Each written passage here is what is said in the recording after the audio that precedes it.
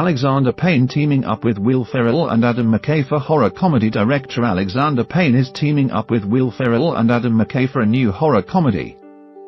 This will mark Payne's first foray into anything that can be described as horror. His previous efforts are more at home in the dramedy genre, with both 2005's Sideways and 2014's The Descendants earning him Best Screenplay wins at the Oscars. However, if there's one trait that the best filmmakers seem to share, it's an ability to venture out of familiar territory to attempt something new. Payne's most recent project was 2017's Matt Damon-led Downsizing. And while that film was an interesting departure from Payne's more low-key past features, its box office tallies were enough to qualify it as the director's biggest flop to date.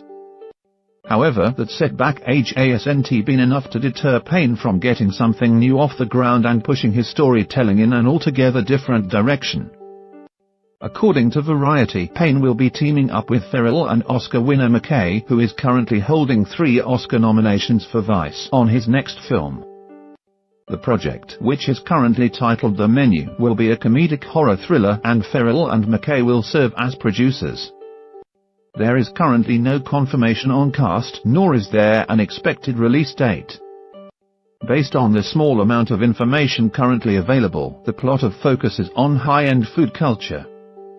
When a foodie couple journeys to an exclusive restaurant on a remote tropical island for a feast courtesy of a renowned chef, what was intended as an idyllic getaway turns into something far more shocking. It's possible that Ferrell's involvement may entice new audiences to Payne's work, but considering that he is only serving as producer for the time being, it's difficult to say.